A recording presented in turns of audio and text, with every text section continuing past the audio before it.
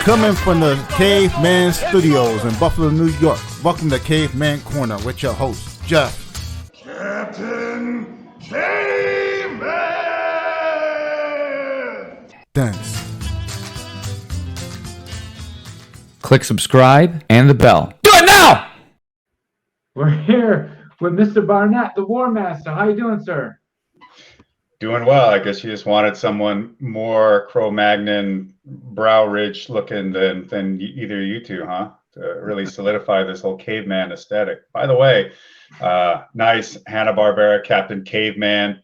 Shout out, I should say homage, imitation in the intro. Just the other day, I had to explain who El Kabong was. We're getting old, man. We're definitely getting old. These young guys, I don't know what any of the good cartoons are. Yeah. I grew up on Captain Caveman, and my jiu-jitsu coach named me that. Like, I had a big nose, and my jiu-jitsu wasn't really all that great, and I didn't have a gas and out problem, but every now and then I get stuck. He's like, man, you're just like Captain Caveman, and that's how I got the nickname, and it's stuck. It's just he's always making fun of my big nose. Okay. Yeah. Well, I mean, there's plenty of other routes he could have taken that would be less friendly, but if he was so insistent on calling you Captain Caveman, then you should have brought a club to practice too. Yeah, I'm definitely bringing clubs to practice. I love your beard. You look really good with the beard. That fully grown in beard looks really good. Yeah, it's I've gone with it without it over the past, I don't know, 6, 7 years, but I feel like having the beard it's a different look for me, but one that seems to be very familiar to most folks now and really natural. But also, I kind of see it as an acceptance of my older age, and yeah, I'm just embracing it. You look kind of savage, like an old school Viking warrior, and you look intellectual too at the same time. It's kind of like a crazy look. It's like just fits you perfect. That's the only one I got. I listened to a bunch of podcasts, and you've been on Rogan, you've been on Lex Friedman, and you're super intellectual, but I hear you're launching another beer, and I could not believe how much effort you put into making your bourbon. Like, it's crazy that you're so involved in it. Well, they say if you do what you love, it's like you never work a day in your life. It's a goddamn lie.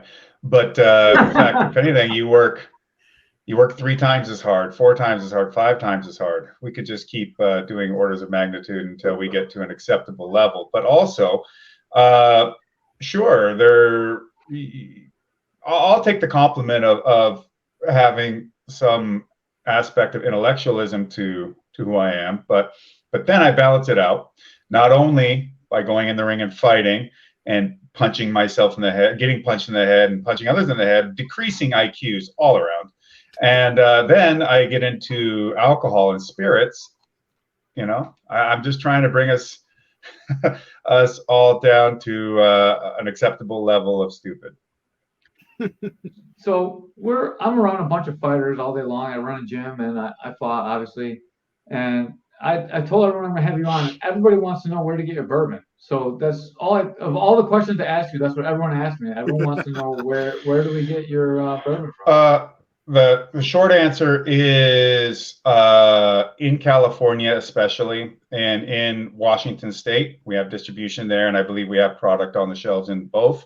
And sign up for the email list at warbringerbourbon.com so that when we do have stuff set aside for direct sales, we'll put out an email blast, and you will have the opportunity to order through that system and get yourself a bottle. Usually, we usually only do it for the single barrel releases because those are the most sought after, and those are the ones that only come about every now and again.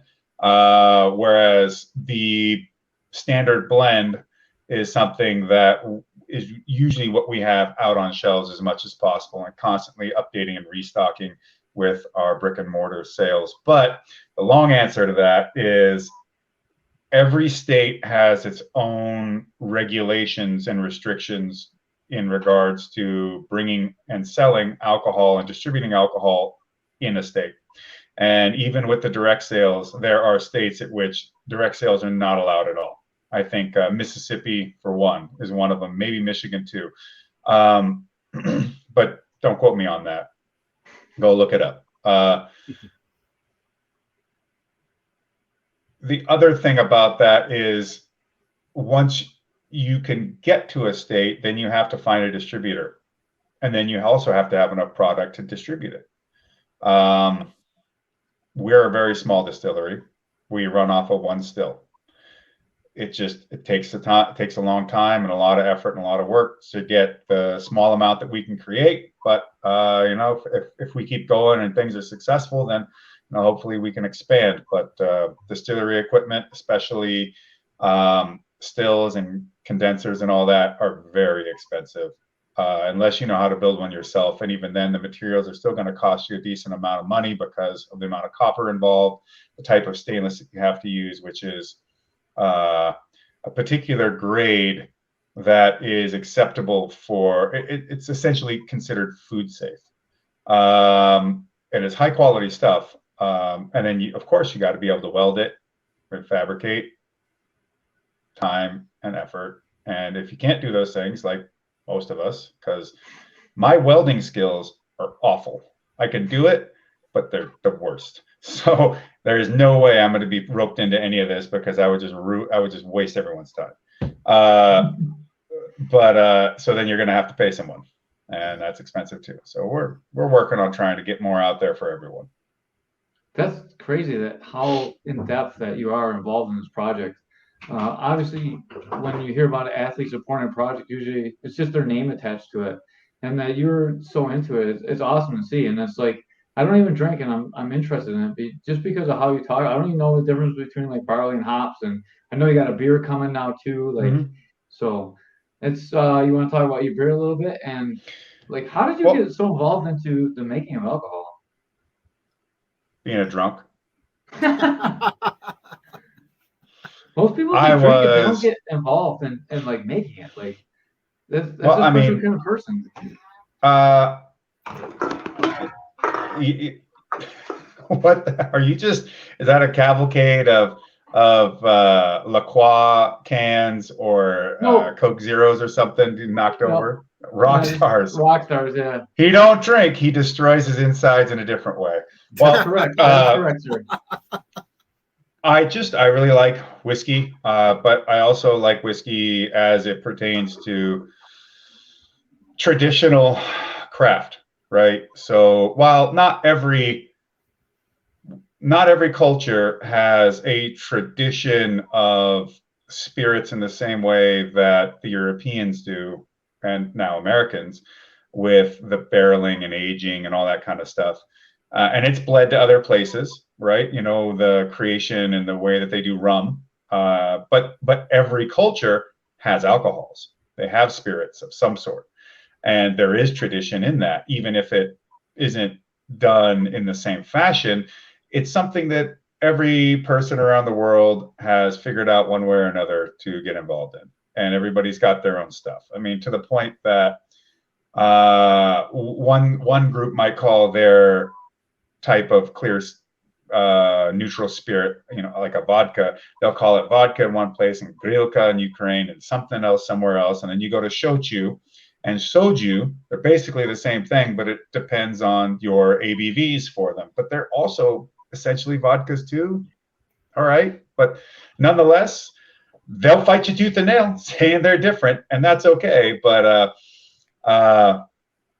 for me, I just really love the whole idea that by getting involved in a craft and even in the hobby side of it, and that's convenient to be able to say that alcoholism is a hobby, but that you can trace all these things back to processes and earlier generations and generations and generations, and you can then be a part of all that. Plus, I like spirits in general. I think there's a lot to them. They're more than just taking shots or anything of that nature, or even building cocktails. There could be a lot that goes into some of these different spirits. And go look into Solera cask aging in Spain and Portugal. It's incredible. The ages on some of these barrels, or port aging in Portugal and Spain.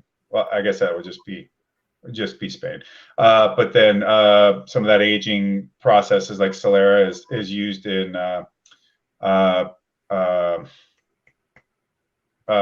goddamn sherry as well, which is a fortified wine, Portuguese and Spanish. It's all kinds of cool stuff. And I've always really liked whiskey, and I really got into it living in Japan.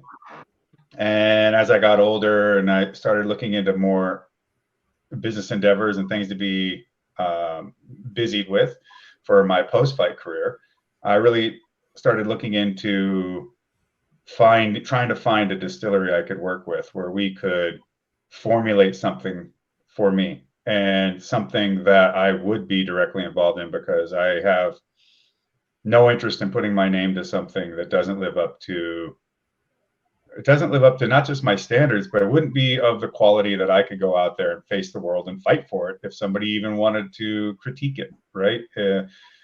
I want to know it in and out. I want to believe in it, and I want it to be something that if no one liked it but I did, it was good enough for me. That's amazing. Do you think is this good enough for you to do as a post-fight career between making the drinks and coaching? Is that enough for you? Is that going to replace like getting into the cage and getting into the ring? Mm-hmm. Nothing does.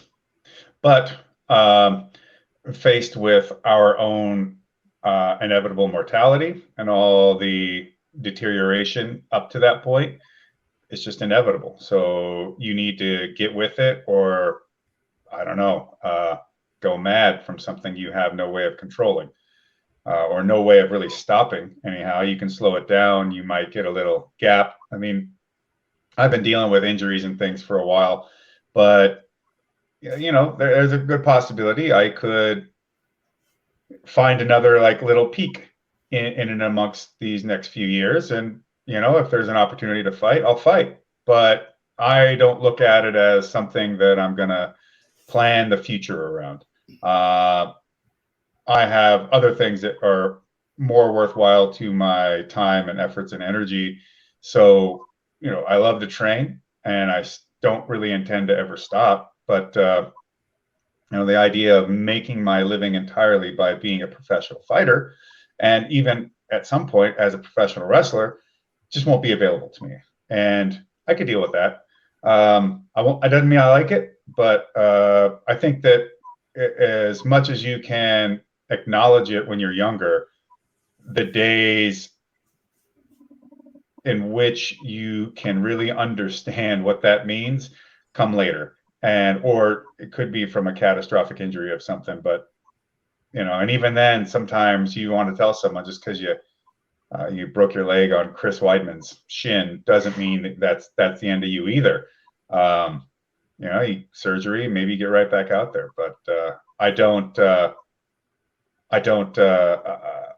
want to fall into that trap of trying to chase for something that is so far away that it's out of reach anymore. I want to put my time into other things that I love, and I want to build off of what I got from fighting into the rest of my life, and into that with everything that I do with all my students and my friends and family. You're still signed with Bellator, correct? You got any movies coming out? No, I'm not with Bellator. No, I don't have. Well, actually, there may be a movie coming out with. It's been on the shelf for a bit. But I was a part of a project with Michael Jai White called Outlaw Johnny Black, which is an homage to and a satire of the blaxploitation westerns of the 70s, like Three the Hard Way and stuff like that. Jim Kelly, Fred Williamson, and rest in peace, just recently, running back for the Cleveland Browns, Jim Brown. Jim Brown. Yeah. So that actually should be doing some theaters here later in the year. Actually, I should be posting about that at some point, because I do have some propaganda, as we should call it, to spread the word. But September 15th, it'll be in theaters. Outlaw Johnny Black. And also folks that worked with Mike on Black Dynamite are on it. And that all started from an idea and us shooting a sizzle on this Western set. Me, his wife, Mike, a few other of us. And we put the sizzle reel together, a little trailer, and that got it picked up, developed, and we shot it in 2019, I believe. And it's been getting edited and messed with and different things. And obviously COVID had an impact on that, but yeah, that should be coming out. And I was just on a recent episode of I Wish You Would Leave on Netflix. But I haven't really been putting the time into the acting stuff. You've only got so much. It's not even just time, right? People think that, oh, well, if I had an hour to do this and then 2 hours for that and 30 minutes for this, and sure, you could,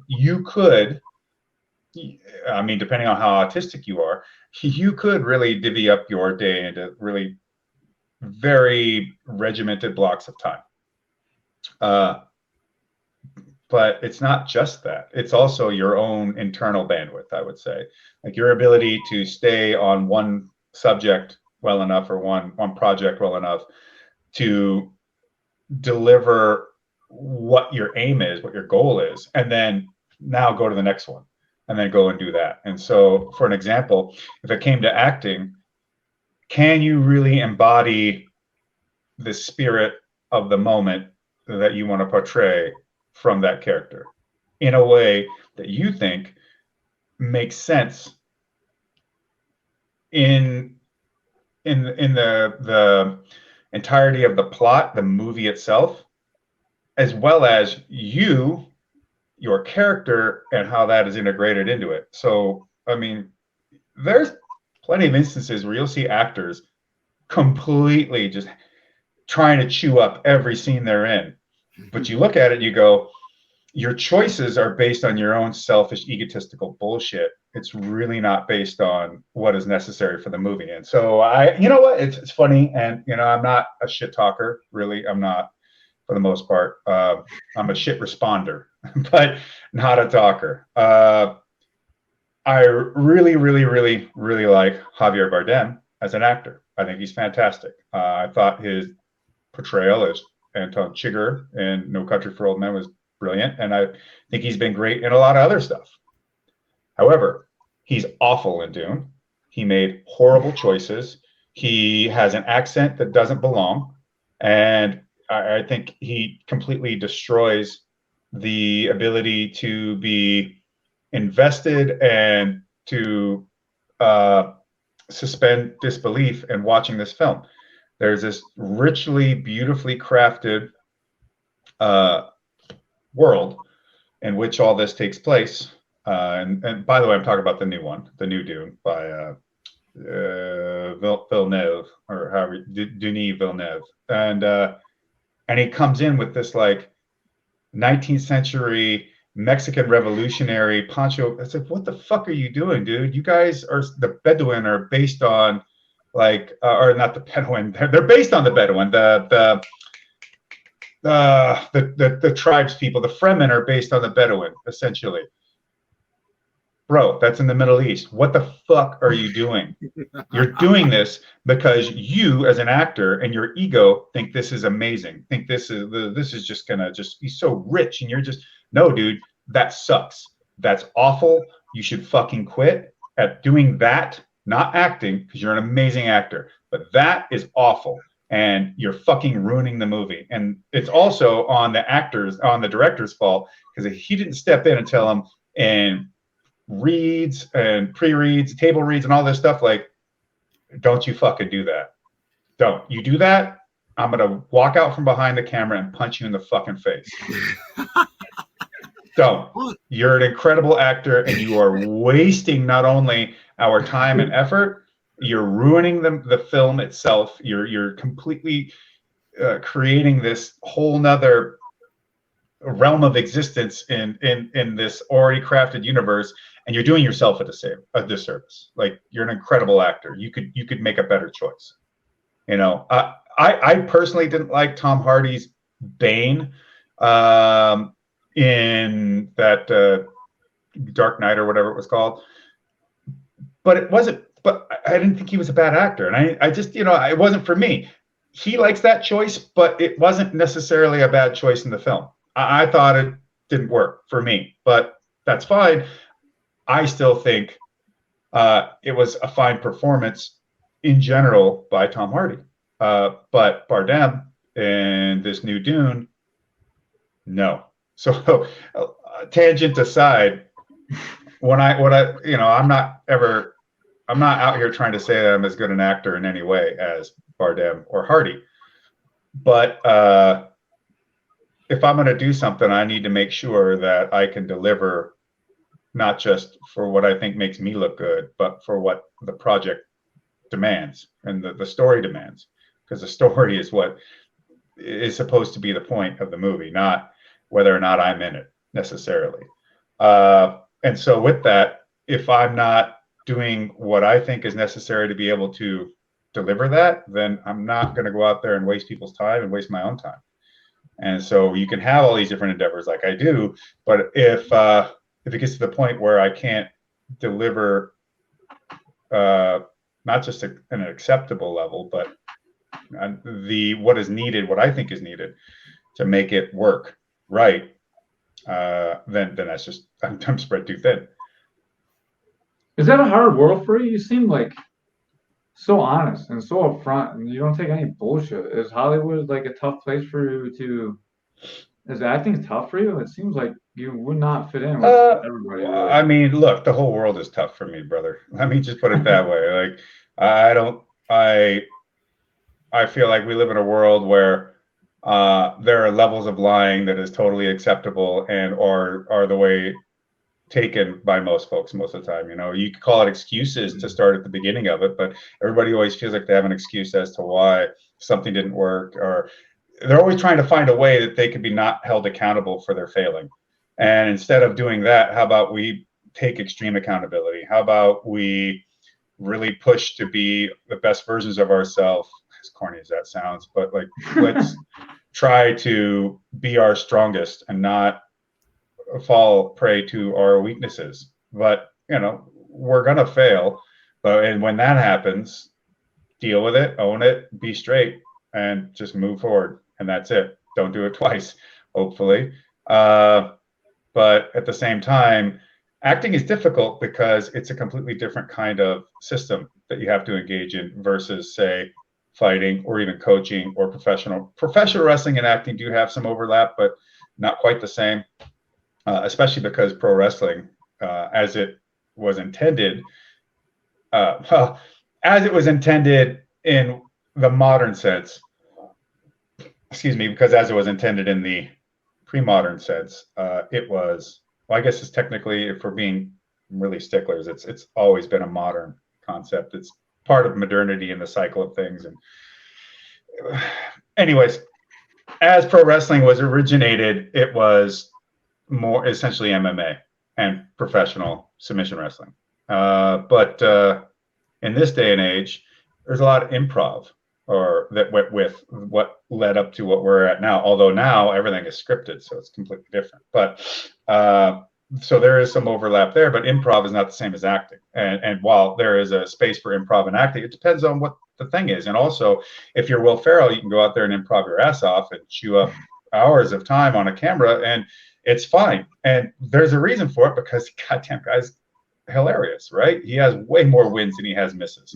And same with John C. Reilly. When you stick those two together, generally we expect something good. Sometimes you get Sherlock and Holmes or whatever the hell that movie was called, and you go, oh God, that's tragic. But not everything's a win. Sometimes it's a miss. I have losses on my record, so it all goes the same direction. But a lot of acting's desire for me, besides just the ability to say, hey, what if you were 5th on the list, 6th on the list in the credits in some movie that, like Blade Runner? That would be incredible. Or some movie like even the Last Starfighter, or Conan the Barbarian, or Last Starfighter is the best movie ever, man. I talk about it all the time. If you were in the, I was just watching the Miami Vice pilot. It's a two-parter from 1984. Brilliant. You know, if you could be in some Michael Mann shit, that'd be incredible. But also, it's a challenge. You have to do things differently. You can't just use all the same systems that you have used to find success prior to this. And that challenge, having to problem solve and look for things in a far more subtle way, I like it. I like it. You can't like act harder and expect it to work better. Like it just, reps are important, and in fact, reps are incredibly important. But you just can't like, well, if I had just a bit more, you know, if I could just do it again. Nah, it's not quite like that. You can't force it. Is it completely different than wrestling? Like wrestling, you get one take and that's pretty much over, right? And now you have to get it perfect when you're doing it in a movie, or not perfect, but perfect for you, perfect for the script, perfect for the director. It seems Well, like you can have multiple takes, and the more budget on a film, the longer the filming schedules, and the more opportunity for that stuff. So I think there's an interview, I think, of GSP talking about the preparation for the very short scene that he's in as Batroc against Captain America and that big old Marvel film. And it was like, that scene was like it took a month to shoot it, or maybe it was a month off. It was something where you look at it, you go, holy moly. I mean, that much time for 20 seconds, that's it. When you have a Marvel movie like that, and then if they ever followed up with him on that very same topic and asked him about that kickboxer movie he was in, you're not going to get that kind of time. Maybe you would get that time or something approaching that, something having some semblance of it in like a final boss fight at the end of the movie, right? The big hero moment. You could get a bunch of time for that. But even then, like when we shot Never Back Down, No Surrender in Thailand, 8711 had already done the previs on what the fights were going to look like for the most part. So there was somebody who had already put in weeks in advance, long in advance, and it spent weeks creating a fight scene for the movie already. So, you know, that was already taken out of your hands. And I remember getting there and be like, well, I wouldn't have. Oh, well, it's locked in, so there's not much you can do. I had freedom in my stuff per se, but in this one, some of the fights for Mike in the movie, it's like, nope, they were locked in. I'm like, oh crap. Although, let me also give it a caveat. I love 8711, everything they do. It's just a personal preference, or, you know, style, opinion. That's what it is. And the funny thing was, an old student and friend of mine, Eric Brown, he was the one doing these previses at 8711. And so in a sense, it's also really cool to think that coming full circle, having this guy who used to train and fight out of CSW with me back in the day and work with us, and then here he is doing his own thing, and now we're still working together to make cool shit. So that was really awesome. But just to say, like, being in Thailand, we were there a month, but you might have a month to shoot one fight scene in a big Marvel movie because of the budgets and because of the amount of time that you can get with that money. So one take in wrestling and fighting and whatever, yeah, one take and that's it, man. That's all you get. It's your only shot. But even then, with multiple takes in acting, it's a machine. So it's not just yourself. So on your end, your ability to deliver, if you're doing something physical, like you got to hit your marks, you got to hit things in the from the right position so that the camera picks it up just the way it should and the lighting works just the way it should, which also means the people setting up the marks, setting up the cameras, having the proper focus, all that has to, I mean, there's tons of takes you'll go and they're like, oh, out of focus. Oh, didn't get sound. Oh, you know, something. You're just like, all right. I felt that was a really good one, but it's crap now. It's gone. It's going on the cutting room floor. And then the one maybe they keep, you're like, that one felt inferior, but shit, they're moving on. So on your end, you can get those multiple takes, but if you can't get there, and especially on a low budget film, there's not going to be any time to help you, especially if you're not number one on the film. If you're not number one, if the film isn't completely built and banked on you, sorry, you might just have something bad on camera, and that's just it. There's no fixing it. Now, not that they want you to look bad per se, and they want a bad film, but the time and the budget only allots for so much. So just because you get more shots at it doesn't mean that it's necessarily going to work out in your favor. Because if it ain't your day, it just might not be your day. How it was, how working with Michael J. White is he, I know he's a good traditional martial artist. Mm-hmm. Did you train with him? Mm-hmm.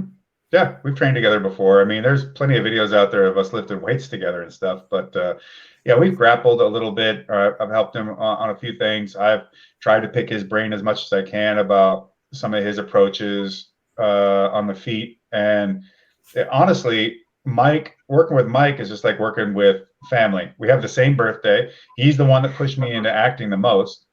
And, doing films with him, at times almost like doing films for him, from my perspective, not for anything other than, I feel like I owe my brother to help him out. And I love the guy. He's amazing. His family's amazing. He's a great person. His family's great. And I can't say enough great things about Mike. And he's a stand-up guy. And, he's like family to me. So whatever he does, if it's small or large, behind the scenes or in front of it, behind the camera and in front of it, that I'll help him, Cool. That's awesome. There's so much brotherhood and everything you talk about. But it's important, everybody's so for themselves these days. Everything is so atomized, even when you're online, it's like, no, I'm this thing trying to boost myself up all the time. And people spend all this time putting all their efforts into getting that one big take, dunking on someone, doing this, saying something. It's always got to be a big response. It's always got to get viral and so on and so forth. And all right, great. But it's just another example of the great atomization of people, individualized to the point of being atomized, where there isn't community anymore. And what community you find is rare and or particularly, I don't know, I guess you could say, not based on something healthy. So it could be just like an echo chamber of narcissists trying to dopamine hit each other the whole time. And that's just not healthy. That's not the way people were designed to be.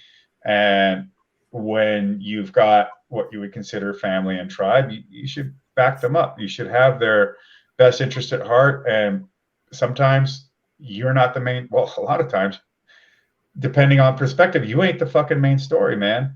You're not the main character. You're not the main story. You're not the hero of this tale. Maybe not today, maybe not tomorrow. Hell, maybe not most of the time. But, sometimes taking that back seat is what's necessary. You got to be there for someone else. And when you are the main character of something, I mean, you're always your own main character, but make sure that when that opportunity arises, that you're capable of stepping up and delivering. You fought pretty much everyone that's ever been in MMA. Like you fought Pedro Hizzo, you fight Dan Severn, you fight Randy Couture. You've gone all the way through like every generation of MMA into like today's grappling. You fought bare knuckle boxing, and you fought Gordon Ryan. Have you noticed the same change in fighting, or has it been there's still brotherhood in fighting? It seems like that's starting to go away. At least like everyone that's coming in now, it's hard to get them to bite into like being a family. It takes a long time to get guys to really understand that we need to be there for each other, and everyone's when it's their turn, they're up, and then it's hard to teach that now. It feels like it used to always be like that. Do you see that in your gym or? There was a lot of team camaraderie with people like, say, the Huas Valley Tudo team back in the day, and even Brazilian Top Team, and things don't always go. They don't always last, right? And some of that isn't even about someone becomes a jerk and it all falls apart, or or they leave. Sometimes it really, and this can even be applied to those instances where people say, oh, that guy's he's a piece of shit, he's a jerk, because whatever. Oftentimes I see it as there are these evolutions and people got to break out on their own. And it's just as simple as that. And it wasn't done to be malicious or against you so much as it was for them and their growth. But and this is an endeavor that is almost it's almost entirely centered on the individual, and that's fine. But you get there with a team, and there is that aspect of it as well. And it can be tough to get people to disconnect, or let's say flip the switch from being so self-centered to being more community-centered, or putting that interest into somebody else. I mean, one example could be, people show up to help you prepare for your match, and then after that conclusion of that match, then when it's their turn to go out and compete, you're not there, right? That's like a pretty typical one. You go, you do your thing, and then you're like, oh, I'm dipping out until I feel like coming back. Like, what about everybody else that was helping you? They got their matches, they got their fights, they got their stuff to do. And now that you got yours, that's unnecessary. Well, then might as well go to the boxing model and pay people to show up. But in MMA, nobody wants to fucking pay for anything. I mean, holy shit, man. I took, Stitch Duran was my hand. He taped my hands, did all my cuts. Well, I left the UFC. I'm like, well, I want the best guy in the world to be in my corner with this. And other former UFC guys from the States, they'd end up with me on a card in Japan. They're like, oh, hey, will he do my hands? And I'm like, if you pay him. Oh, never mind. Okay, then don't. Do your own way. But I see that if it was convenient that you could get something for free off of what I've paid for, then okay, great. But if it should cost you something for this man's time and experience, and the fact that I paid to bring him over, nah, no bueno. To ensure your money makers, or to make sure that if you get lit up and you get cut, you can continue on in the fight. Nope. And maybe that winning bonus is like 10 grand, 20 grand, 50 grand, keep going. It's not worth them to pay a little bit of money to protect that, potentially. Priorities, my man. But at the same time, I think that there is still plenty of camaraderie to be found in combat sports, but there is also, I would say there's more gimme, look at me, individual, overall kind of stuff, where everybody else has to be put to the side for themselves. It doesn't matter who they step over. But it's, at the same time, it's also difficult to really hold too much of a grudge, and to determine where that line should be, which you can cross it, or you can get right up to it. And then once you've gone, where going over it would be the problem, and where that line would lie. And that's because we're fighting. This isn't the best friends fucking championship. This is smash people's teeth down their throat and make money off of their misery. It's go into the cage and go, okay, this motherfucker's here because he thinks he can beat my ass. That is inherent in every time that you have an opponent. When they put their signature to that line on the contract, it's because, oh yeah, I can win, I can beat you, I can take from you, I can kick your ass, I can leave you on the floor and walk with my hands raised in glory over you. Okay, let's go. Doesn't have to be personal, but I'm gonna fucking kill you. And if not, okay, but you're gonna remember it anyways. With that in mind, you would expect people to think in that nature, in some sentiment, some aspect, not to mention the hyping of the fight itself. But I think people have now confused faux and dishonest egotism and egocentric, obnoxious histrionics for being a high-level sportsman, and it's just selfish behavior to the point of to an extreme level. That's all it is. But it's increased. It's always been there. Go look at some of the old boxing stuff. Hell, I mean, if you want to really kind of put a pin on who has some of the most responsibility for it, it's Ali, and we love Ali.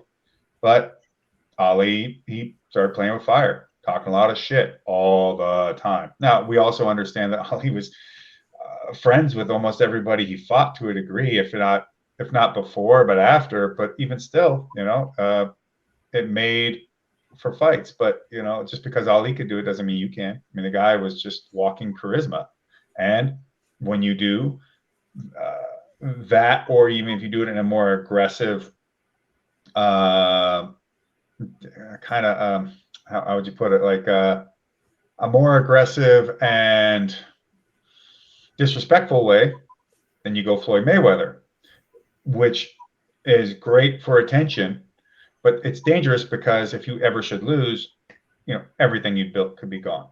But when you're winning, oh man, getting people to hate you and getting people to love you are the same thing. They're caring. If they don't care, you're in trouble. That's when you're not going to go. And that's when your career is dead in the water. And so Floyd getting people to hate him, maybe even more than people love him, still gets people to care. It's just that they care for a different reason. But if that reason should ever be fulfilled, it's all gone. Whereas if they do it because they love you, even with any sort of missteps and difficulties and tribulations, they'll still be there. You would figure. But Floyd never tasted defeat, so it all worked in his favor. And now he gets to fight YouTubers. Like that's the way to get it, I guess. I mean, like, he's making lots of money to beat up guys that probably never didn't even be able to touch him. So it's a good racket if you can get it.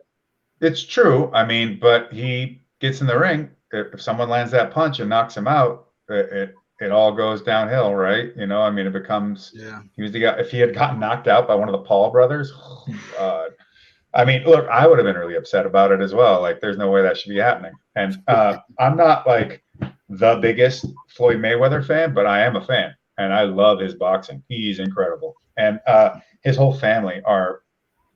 I don't know, you could call them boxing autists almost. Like, they can tell you probably things that you maybe everything you want to know about boxing, and things you had no idea that you wanted to know. Like, they really are walking, talking encyclopedias of boxing in such a way that you just go, okay, all right, there's genius here.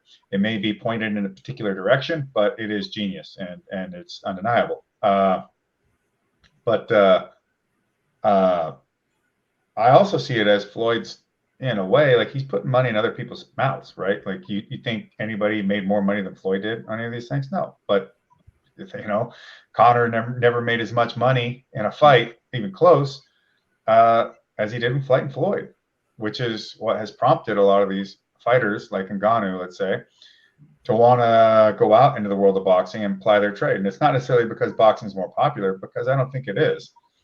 It's because the fighters are able to incentivize or to exploit their themselves in the arena to get money off of other venues of revenue stream. So pay-per-view is better for the boxing side.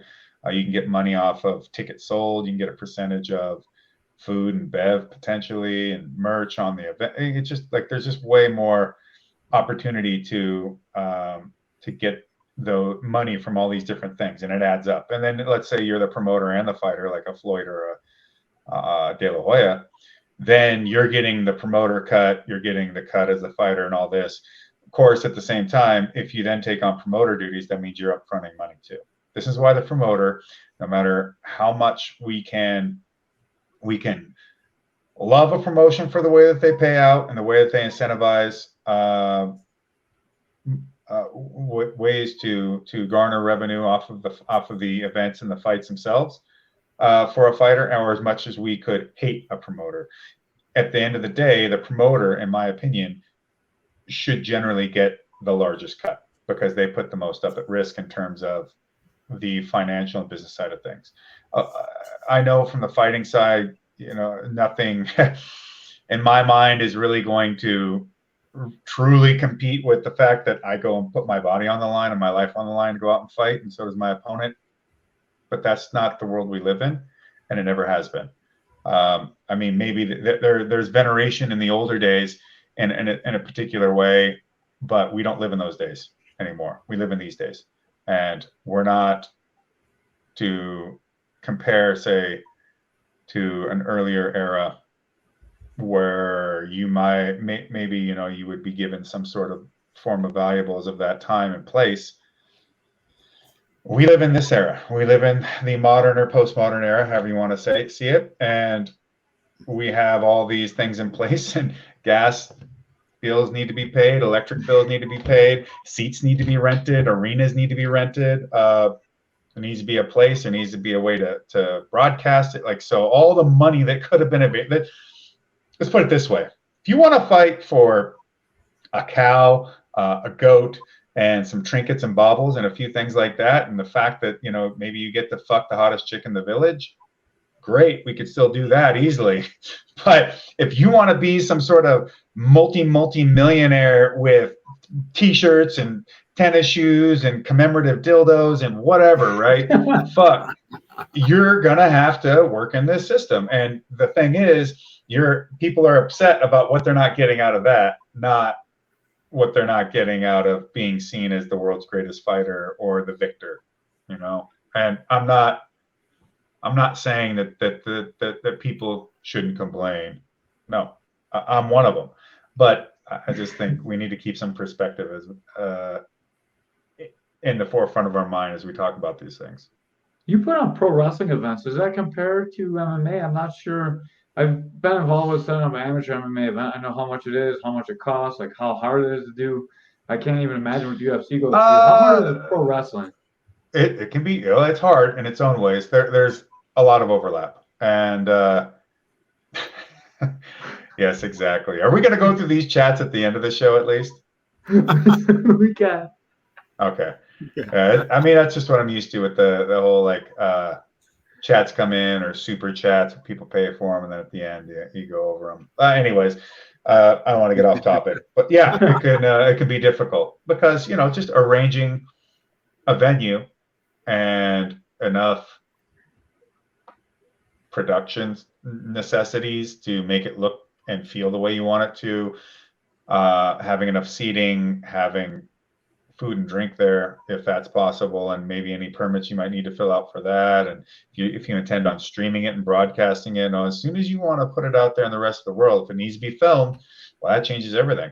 What you could do if it was live only, with no filming, maybe just besides people what they want to put on their phones at this point, but you're not going to produce, edit, and package a product to be sold to the world.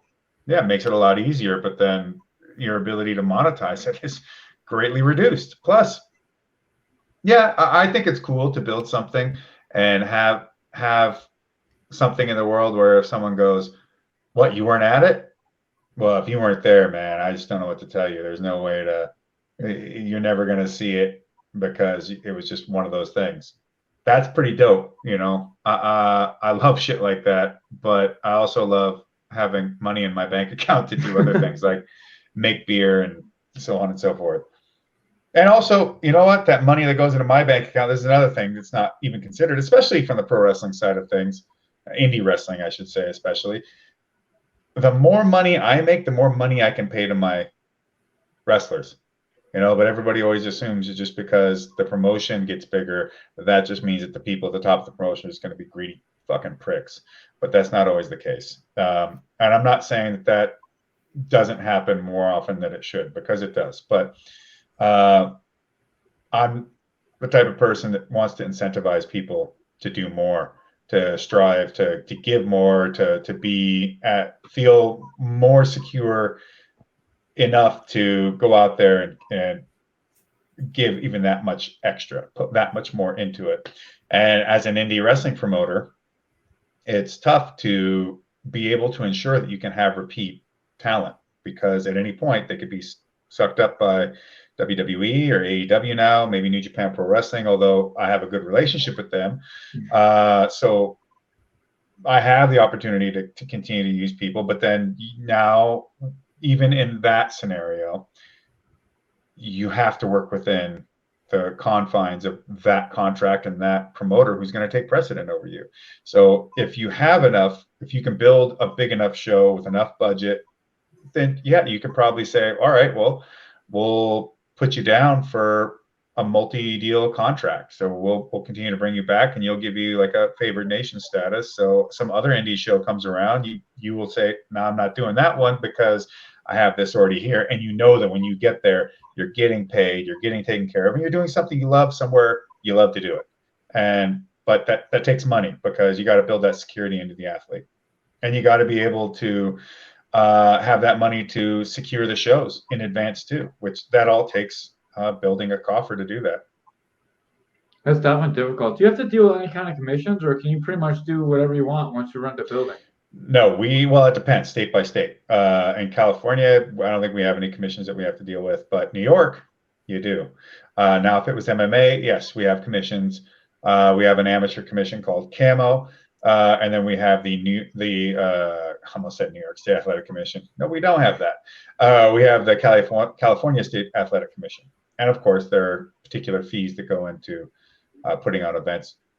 Either way, and some of these fees I fully back, like creating bonds for the event. That's to make sure everybody gets fucking paid, because trust me, there have been times where I have been ripped off in my career, and it sucks. And there are people that still owe me substantial sums of money, and my hands are tied as to what I can do about it, unfortunately. But gotta go choke them to begin with. I got a guy that takes care of bodies. We're all set. You're so far away. He'll try, man. He's on injury reserve. Hurt his knee. He's got nothing but time. Hey Josh, what do you think about this Brazilian Jiu-Jitsu versus catch wrestling thing that you see in social media? I think it's in social media only, because this is the reality of it. One, a lot of people that call themselves catch wrestlers and all that don't compete. They sit on their asses and they don't do shit. Number two, Brazilian Jiu-Jitsu just keeps assimilating catch into so much of its stuff and then just stealing it and calling it Jiu-Jitsu. So, I mean, that's really the reality of the landscape right now. It's really funny to see where, and people say it's the evolution of Jiu-Jitsu. I guess so, but it's also the evolution of you coming around to other arts, stealing their concepts and going, oh, it's ours now. Like, the fuck it was, but okay. I mean, I guess when you're number one, which they are, then it's hard to really make much of an argument, because all their fanboys are just gonna fucking deny anyways. They don't care. They get to win at the end of the day.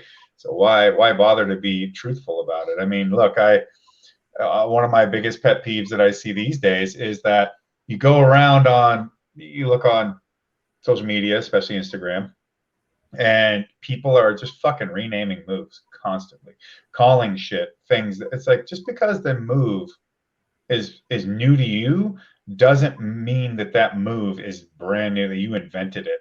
Come on, get over yourself. And I think it's to the point that a lot of times these days, people know it's not new to them, but they want to make themselves stand out. So they start trying to rename shit all the time. And so they can try and get some sort of notoriety out of it. It's pathetic. Well, how about just go out there and just win all the time? And if you win all the time, maybe with a particular move, then maybe you can name it in terms of as an homage to the fact that you're the one who uses it so much. While in catch, we call it a double wrist lock, and jiu-jitsu, they call it the kimura. Kimura has, in my opinion, a valid nomenclature behind it because of Masahiko Kimura. Works for me. So, but I'm not a jiu-jitsu guy, so it's a double wrist lock. We stole everything anyway. I'm a jujitsu guy, and we stole judo, and we named it jujitsu. Like that's what we Well, do. sort of. Just adapt. Actually, well, Take it and make it Maeda, what it is. Mitsuo Maeda was down there doing professional wrestling. That's how he ended up in Brazil. Count Coma. Why would Mitsuo Maeda go wandering around the world, let alone fucking Brazil and South America, and call himself Conde Coma? Why would he do that? Unless he didn't. And the Gracie that ran the fucking carnival did. Because he was holding pro wrestling matches. But you know what those would be? Catch wrestling matches.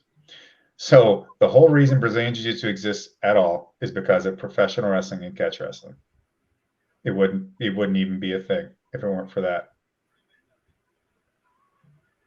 I'm sad now. You stole my whole life journey of jujitsu.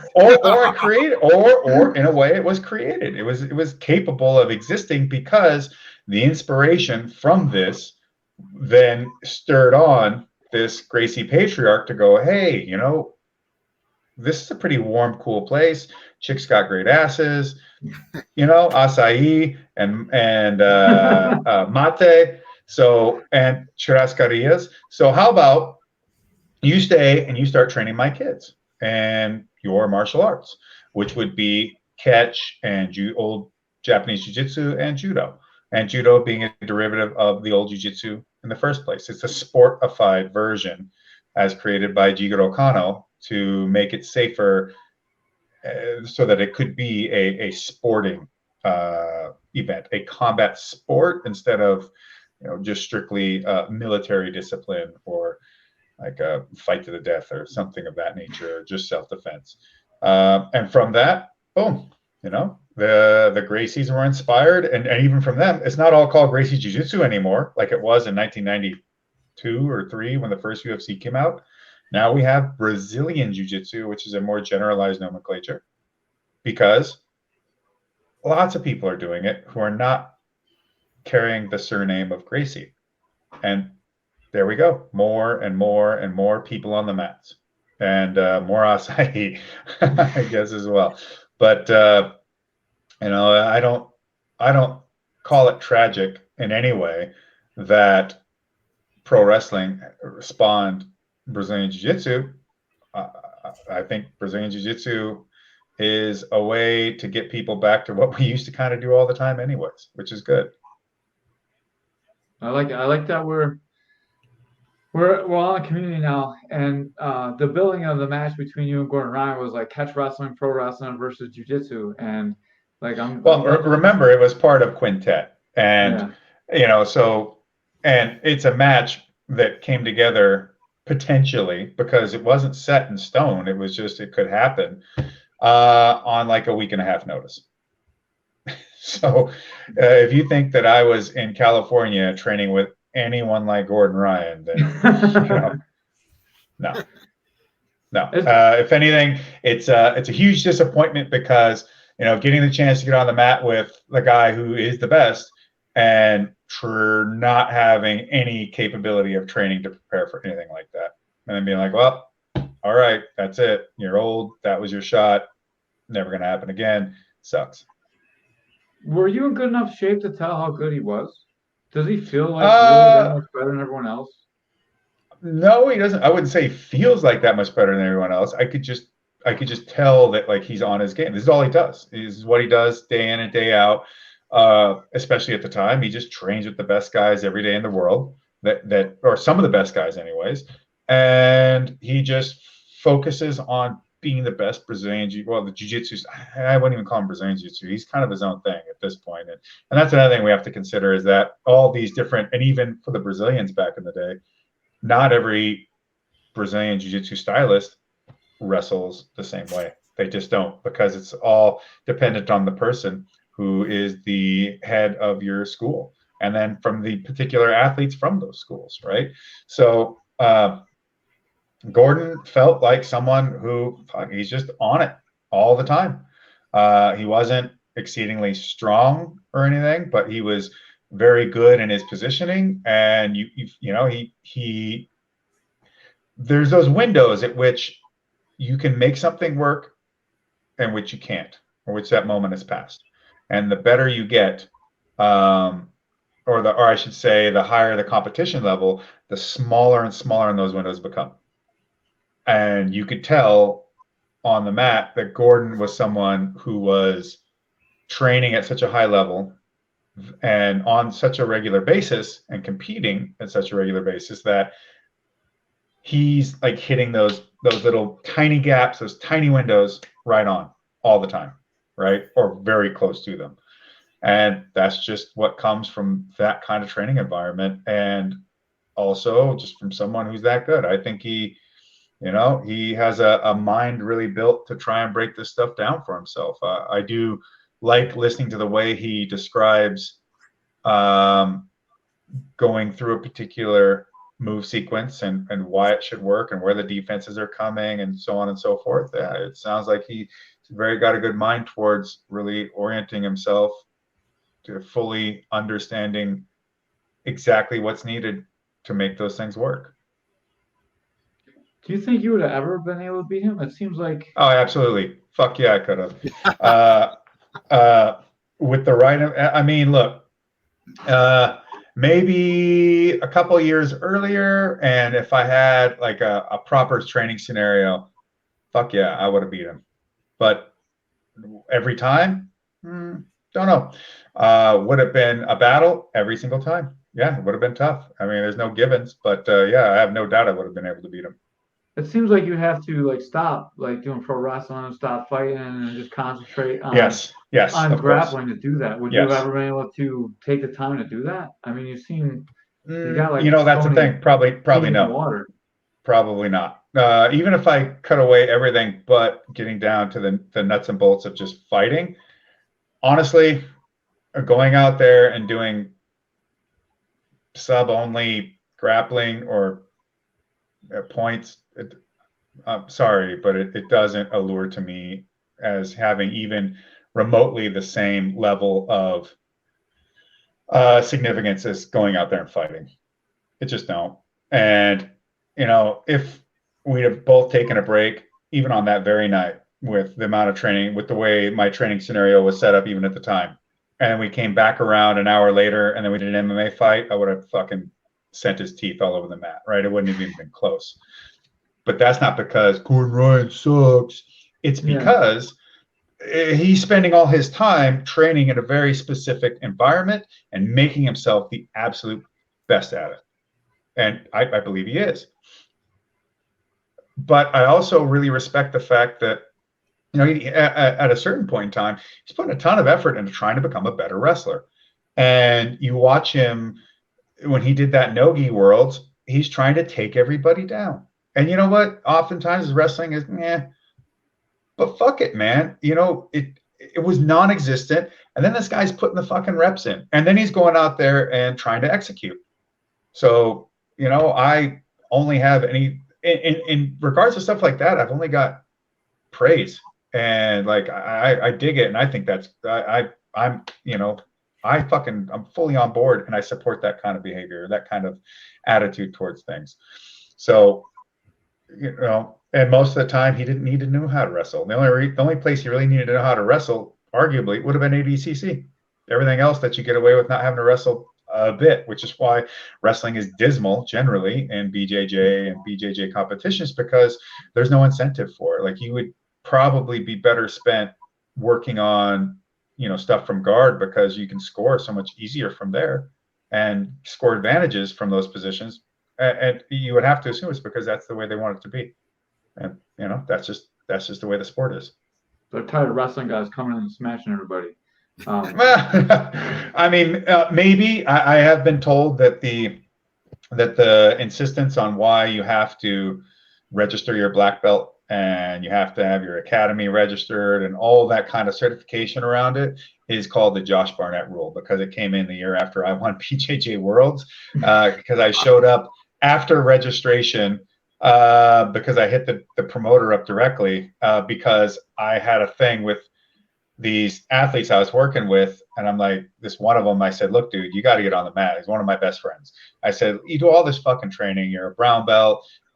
you know what? You can't go out there and compete for real forever in life. You have a small time at which you can do that, and then you can keep training for forever, but you can't go out and go and say, do worlds, some shit, right? Compete at the highest levels.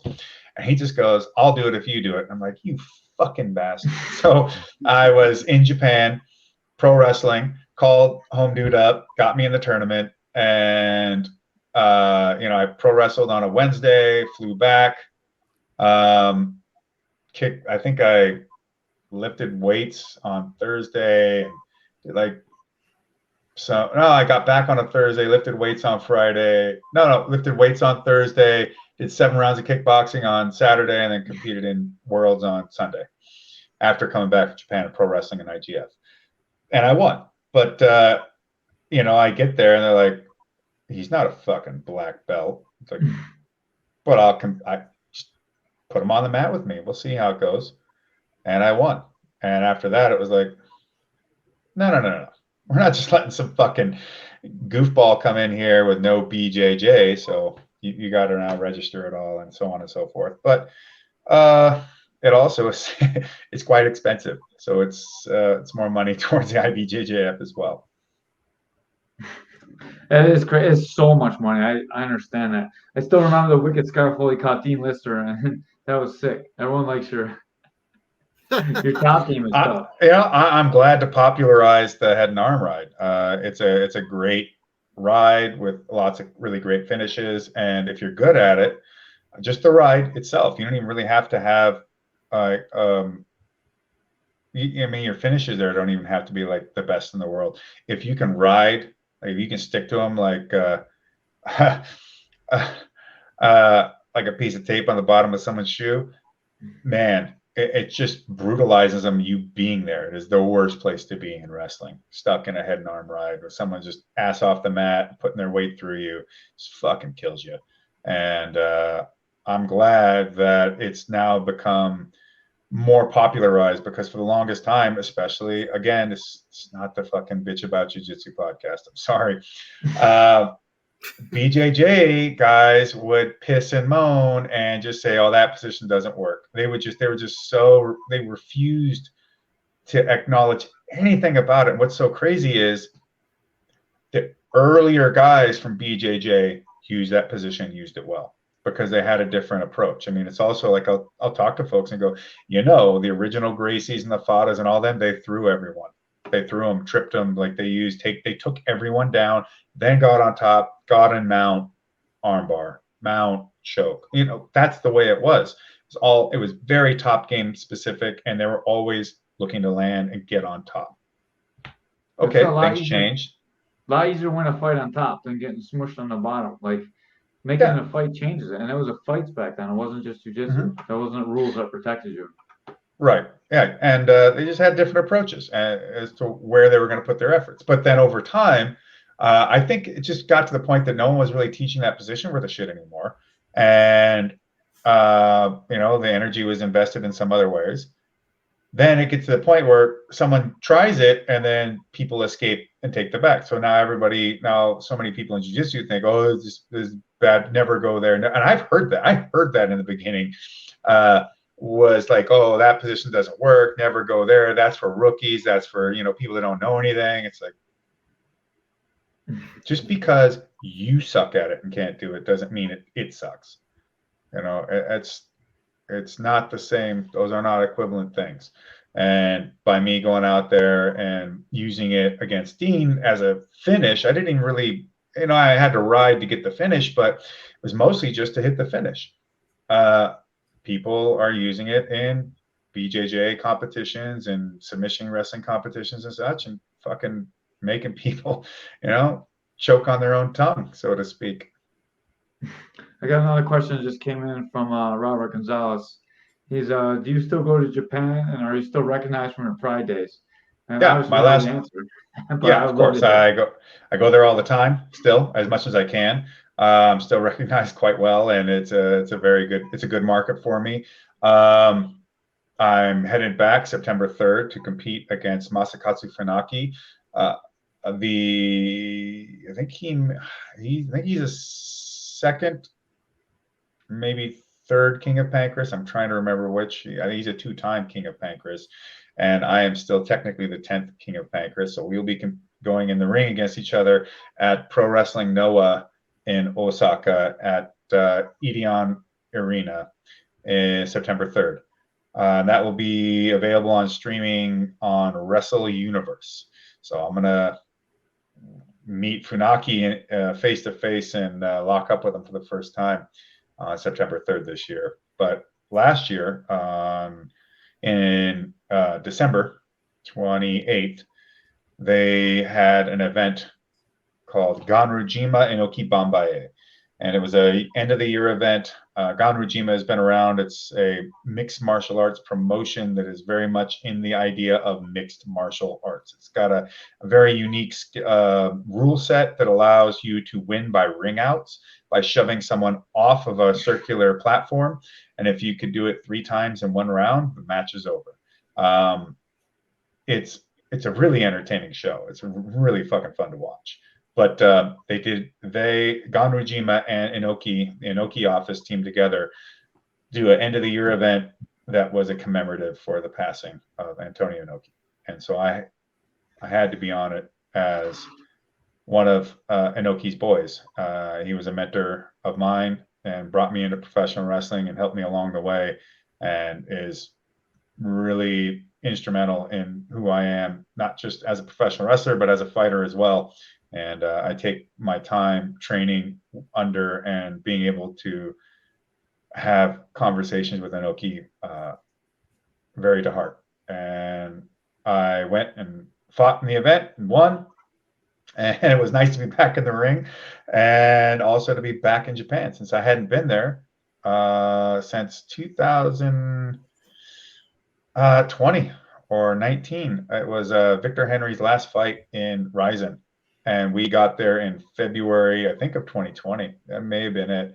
And the pandemic then kicked off, and there was no going back there for a while. And it was really nice to be back on what I felt was home turf. That's awesome. I so glad like the pandemic didn't shut everything down everywhere for good. I was so worried that a lot of these organizations would go out of business. It was a really tough time for everybody, and I'm glad you're able to go back working now. It was awful, and I'm not looking forward to anything like that in my lifetime. Fuck, no thanks. Did you guys have snitches down by you? Like we had gyms, but people would snitch on us, and the police. It was like we didn't. I mean, I'm sure they existed, but not something that came across our doorstep. That's good. So hopefully you guys were able to keep everything open and underground and going on like we all tried to too. We did a good job of keeping things moving, and honestly, we didn't have any outbreaks in the gym whatsoever. We just kept the policy of, if you're feeling a little under the weather, just don't show up, and get tested if you need to. And if you're sick, stay out. And when you can come back in the gym after you've taken, if you come to the gym, come to the door, take a rapid test, you test negative, you can come back in. So we found ways to get rapid tests so that we'd had them on hand in larger quantities. And we just wanted to make sure that we could keep the afflicted away from the healthy and just keep going. And as people recover, let them back in the gym. And, we did see a variety of different things in terms of after effects, but I think for the most part, all of them seem to have straightened themselves out and no lasting issues.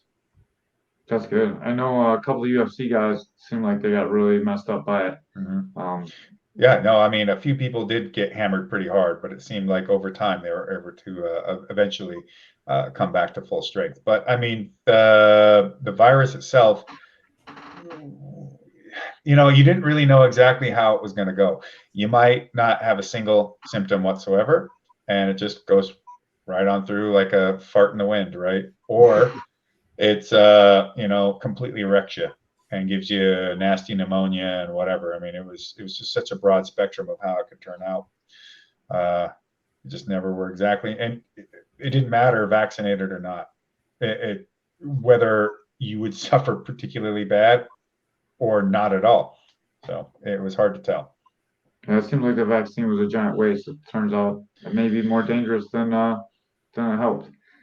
Time is what's Yeah. necessary to find out Yep. about not just this vaccine, but anything is really judged by its efficacy over time. And it's always nice if something comes in and it's very promising to begin with, but you'll only know after having enough time to see what goes through. And obviously that's the most difficult thing to get a hold of is more time. So we will find out. Carlton and Brock. What's been your favorite matchup at Josh Barnett's Bloodsport?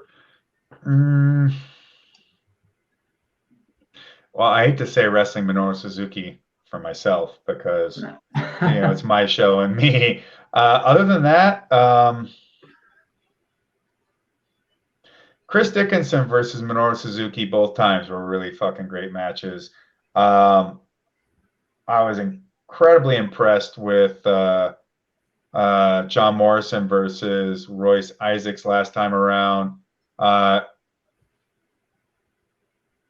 There's been quite a few of them.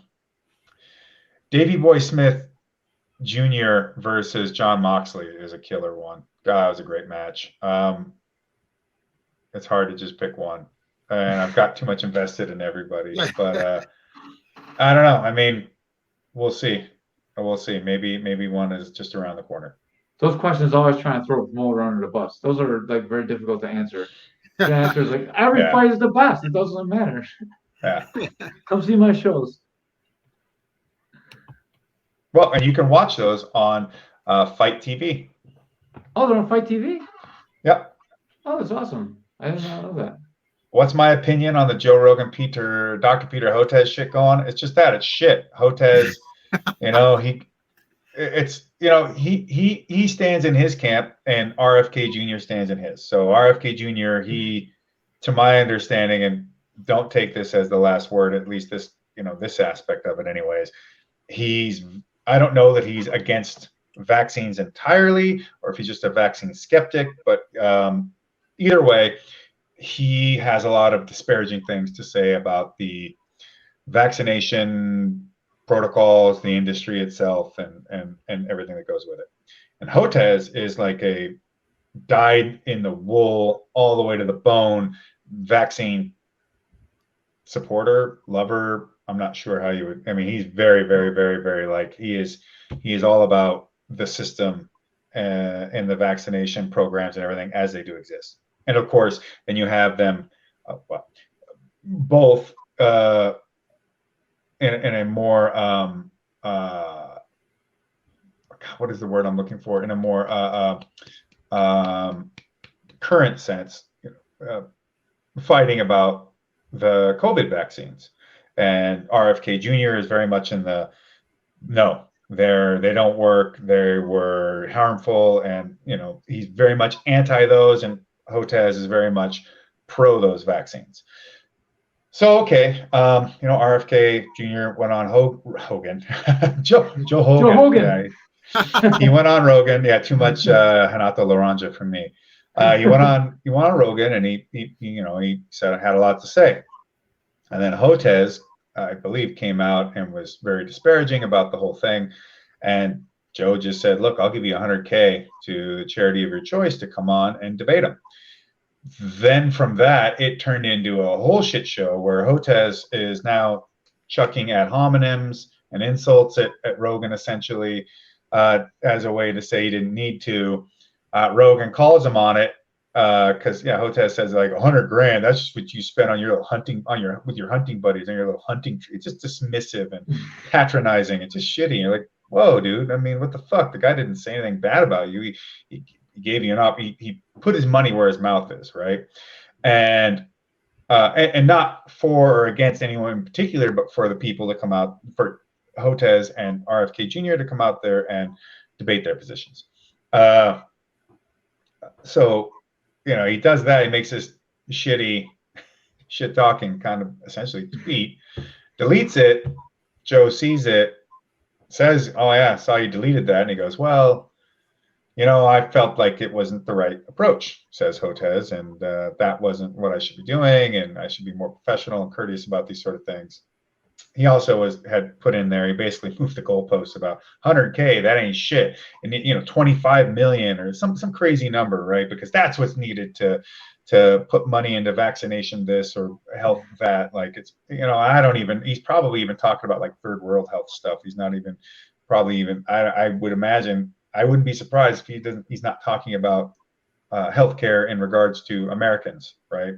But in any case. And Rogan goes, oh, no. Yeah, well, how about this one? And he sees another tweet where Hotez is calling him a neo-fascist. It's like, oh, God. It's like, fuck.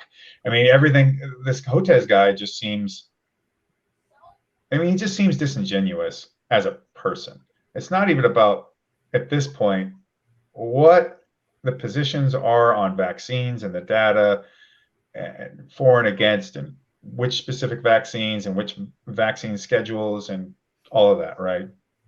It's that he seems like a spineless little fucking dipshit who loves being a part of the strength of being on the side of the narrative and the regime that's the accepted narratives and the regime that institutes them, so that he can sit there and he can act in ways in which he doesn't have to have accountability, and he can treat people and dismiss them in ways because he won't suffer anything for it, because he's with the accepted hegemony at the moment. And so, which isn't about whether or not that hegemony is right or wrong. It's not even getting into that argument. It's just that because he's on that side, he gets to get away with whatever he wants. And you could say the same for Joe in a sense that, he could say something ridiculous and his fan base will absolutely go to bat for him. But that's not even really what we're talking about here. We're trying to talk, or I should say I'm not a part of this. The conversation is about something in regards to data and science, right? And science is about a particular process, non-falsifiable, and to figure things out beyond a shadow of a doubt, or beyond the best shadow of a doubt we can now, until better resources, better systems and testing and things arrive at which we could get a better, clearer result. Like science, so to speak, is never truly settled, essentially. With that, I think Hotez has no real interest in debating anyone, and I think he can just defame and move the goalposts enough.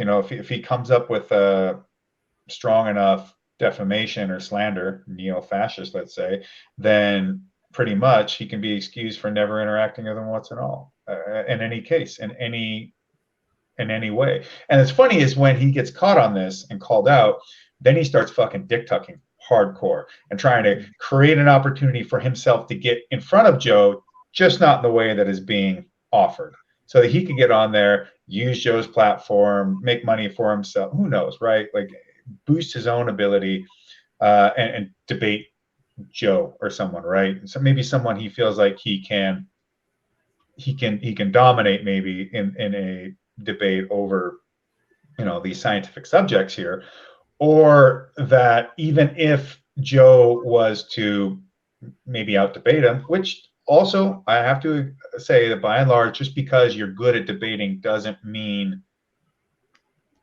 what you say is legitimate. It's kind of like the winner of a duel isn't necessarily the right man, or isn't proven correct in their arguments. And there are people that are very smart and very very on point about what they have to say, but they cannot live debate. They're just shitty at it. And with that, you can get someone like an Eric Dyson or someone like that, who's just a fucking how do you say it? Rhetorician, rhetorist. He's basically a rhetorist. He just nothing but sophistry the whole time and bullshit. And you're like, and then, oh yeah, well he totally won that debate. He said a bunch of bullshit that sounded cool and got you to emotionally invest, but you didn't actually cut down the argument itself. So there's plenty of people out there like that, more like that than less. Or you could be a Slavoj Žižek, who just never actually addresses the thing itself and just fucking says what he feels like and goes all around it and whatever. And then eventually it's all over. And maybe he makes like one point and then moves past it, and then debate's over. There was no debate. He never debated. He just fucking played Jizik the whole time, sniffing and stroking his nose. Anyways, this whole thing just breaks down to, it's just another little Weasley fucking media apparatchik who loves the power and the protection afforded to them from their position within the overarching narratives that exist and the regimes around them. And then he doesn't want to actually, and then people keep adding more money to it. I think it's up to like $800,000 that people are saying they're willing to put in to have donated towards Hotez's charity of choice. For me, I'm like, this is just, I only care for the most part because Joe's my buddy and I believe he's sincere. And I can't speak about any of these other people throwing their hats in the arena and money, like Tim Pool or who else. Like, are they actually going to fucking follow up? I won't vouch for them. I don't know them. But Hotez came out, he slung the arrows, but now he just wants to sit in the castle and say that, well, they all hit their target, and therefore I don't have to bother going to battle over my ideas anymore. It's like, okay, I don't think that's the way anything was ever crafted in the world of science or otherwise, but there you go. Joe's got the biggest platform in the world because I feel like he's about transparency. He wants to find out the truth. Like, you touched on something, and someone else pulled a fucking, and it wasn't even an old one. It was all within these this most recent threads with Hotez on his own timeline of him responding to someone who is a pro Hotez person, cheering him on, saying, oh, well, I work so hard to try and find as many ways to spread the message and to be able to talk about these things because I care about them so much, and it's so important that I get the word out there, so on and so forth. You get my drift. And then someone's like, click, what the fuck then? Why won't you go on the biggest fucking podcast in the world to spread your message? Silence. Yeah, it's just bullshit. It's bullshit because that's not it. People are more concerned about losing their position, whether they've earned it or not, more so than they are about doing the best or right thing that they could do. And that's not just this guy. It's a lot of people. It's most people in the forward-facing aspect of what we see on television from politicians and otherwise. It's just, they're not any good. In fact, I would say that most people in levels of bureaucracy and government can't actually make, create, or fix anything. All they can do is manage things. They can push the papers wrong. They can sit around in committee where somebody has already done all the work for them to write up all this fucking garbage, and then they just go and pass it off as their own. But if something's broken in it or it needs to be fixed, like the whole Flint, Michigan thing, right? The water all being fucked up. What we could send billions of our equipment to a war so far away from us that is not on our shores and has no danger of being such, but we cannot fix water in one of our own cities with our own citizenry. Water. What is more necessary other than air? Right? It's like it's the big three: water, air, and food.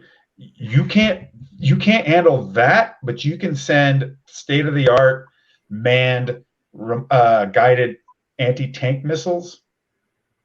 Come on, fuckface. This is bullshit. You know what I mean? It's just, oh, well, we got to fill the forms.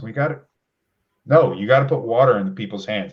And then you got to go and see what the system is. And then you got to come to the governor and the mayor and the people in charge of all this shit and be like, you're fucked.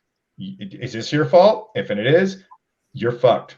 I'm putting you in prison because you're that fucking, because your job is about the overseeing of the systems and the people involved so that it works and so that it actually delivers on what it's supposed to, that the taxes pay to support these things so that people can live and be able to go about their lives and raise their families and have their communities and be a part of this and not be fucking stricken by some poisonous fucking garbage water or having to completely up and leave their place if there was something you could have done about it. And if there was, and you didn't, that's on you.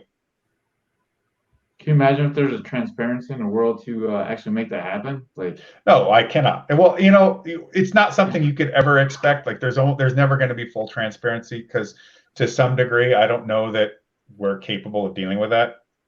Depends on the type of governments we have.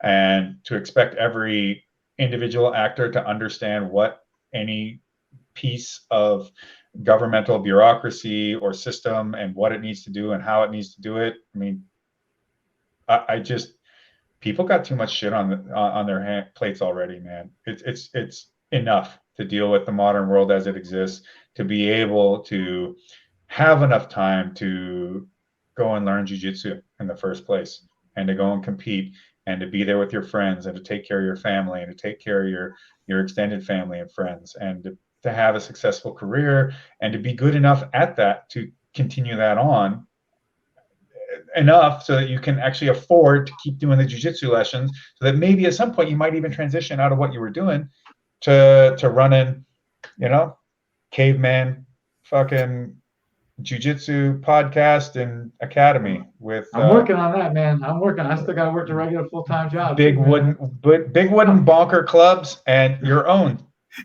ceremonial dildos.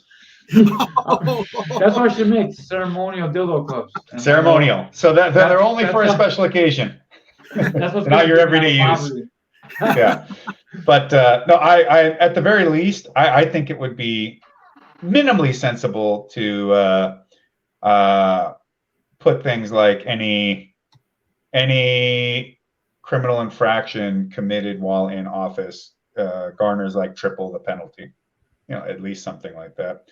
Like it's the level of with the level of responsibility comes also the level of accountability, which also comes with the same. It also should come with the territory of when if you betray that, then you need to suffer. This is like everything that's in power. Like the church has to protect the priests that are bad touching kids. Like the politicians the Democrats got to protect the Democrats. Republicans got to protect the Republicans. It's just people. It's our nature. We have to find a way to beat nature. That's a very difficult thing to do. Yeah, I mean that's true. Yeah, we have that's a big part of it, and that goes very deep and very broad. I know we're running out of time, but I got a couple of questions myself that I have to ask before we got here. How does it work on? Oh, by the way, the time thing is mostly my fucking fault because I don't shut the fuck up. So I'm sorry. No, I mean, Ray over here, he's the one who hit me up, and he ain't said fucking word one. I got a question for you though. Well, hold on. When you I got a Caveman's question first, and then we'll go to you, Ray. What's up? What was it like training or rolling with Matt Hume? Yeah, what's it like just training with him? Like, it was awesome. I mean, he's a huge part of the foundation of who I am as a fighter, and I will say that our personalities, and I think the way that we are and the way that we approach fighting, like it just meshed. Like we are of a similar spirit in the way that we look at things. We're not the same, but who I am and who he is, it worked well together.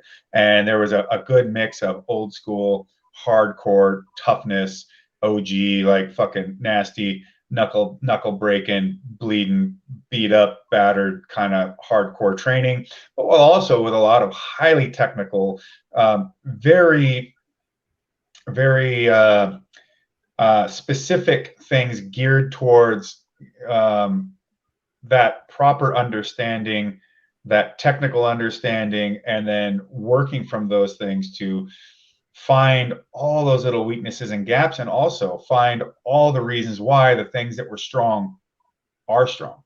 Well, your strong suits are, why are they that? Why is that the case?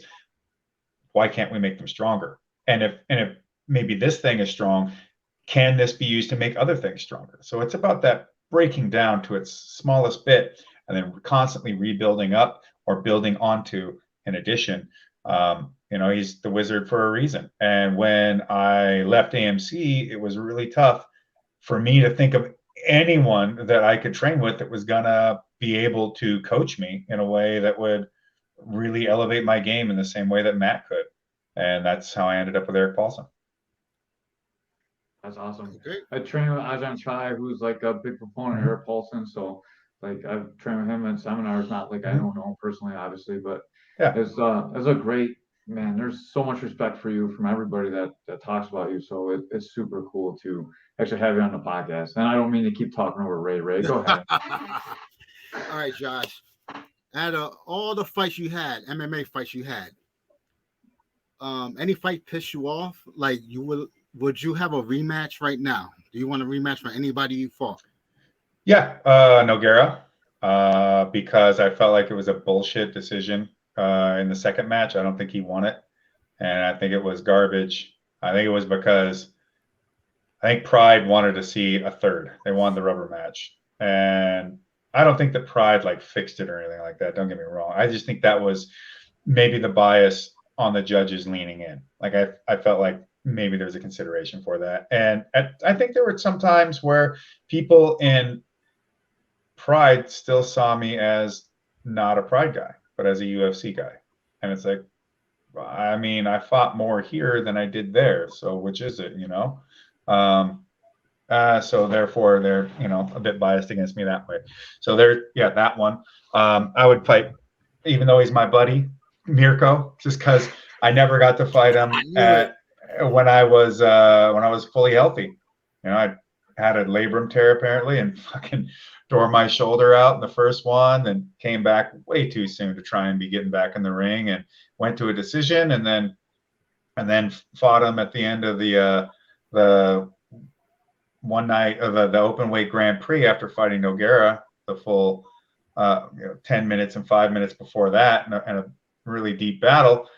And even then, you know, man, it was hell on me. I was having it was quite the uphill challenge, but I scooped his leg after getting battered underneath and trying to looking to roll up and invert and get a leg catch and go to work.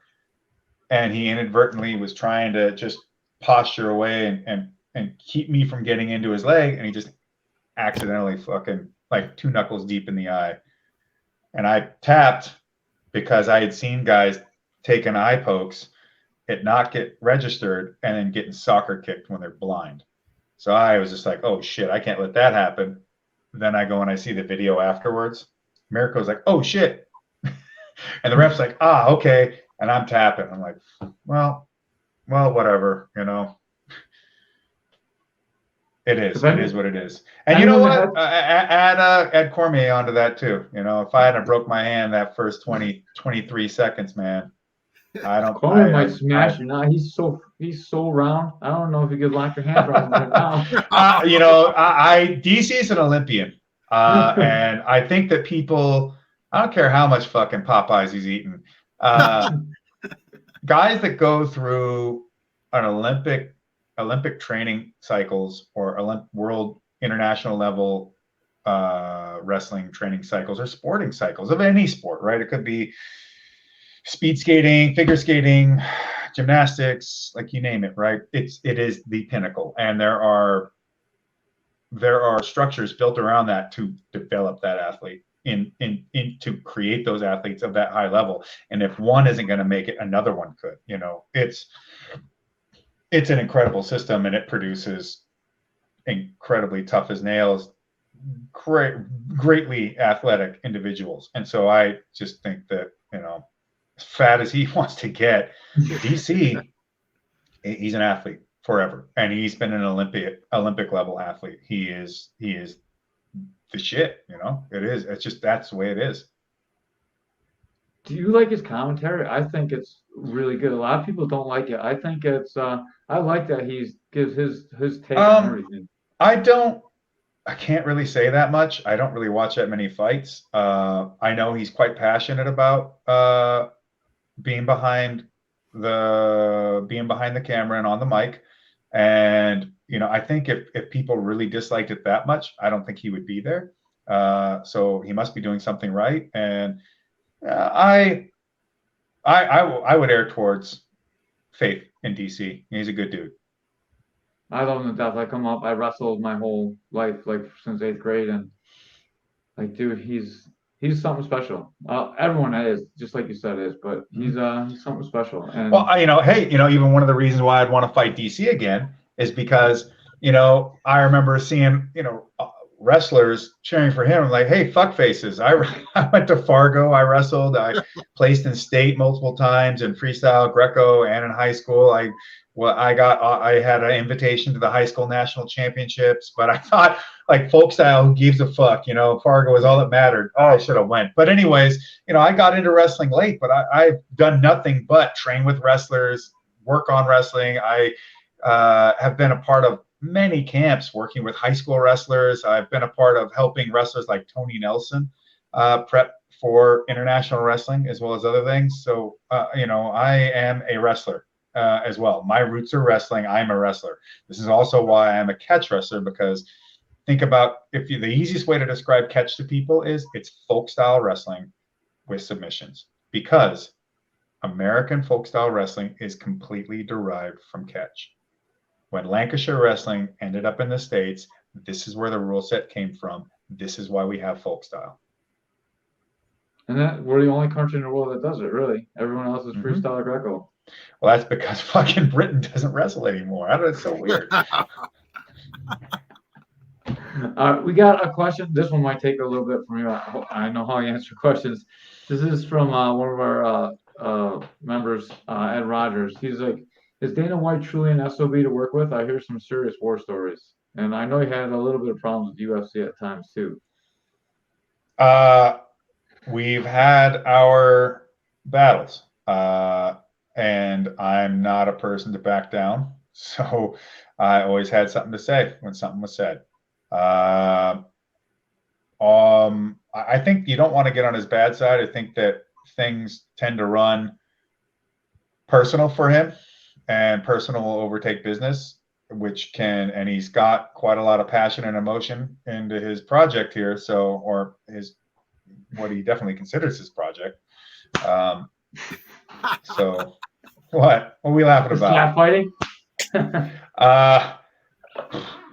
No, that's trash. But so if he gets a personal issue with you, like, you might as well not even be there. But I'll say this much: we get along just fine, but I fully expect not to be on anywhere near his good list.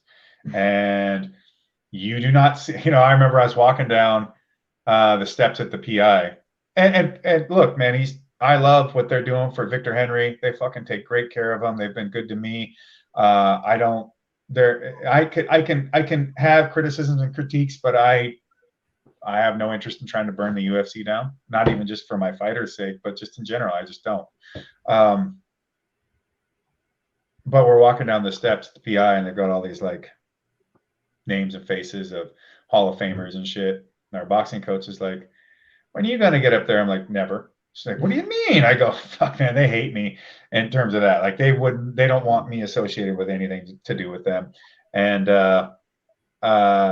they've never wanted my voice to be associated with the UFC. So when opportunities for commentary and or like stuff having to do with the television side of things, ESPN or others, my name is, I had been approached by producers and the backstage, but at some point there's someone somewhere that said there ain't no fucking way Josh Barnett ain't getting anywhere near what we do. So, but if they don't think but at the same time, if they don't think I'm a fit for what they want, I'm not here to tell them that they have to use me or that, fuck them.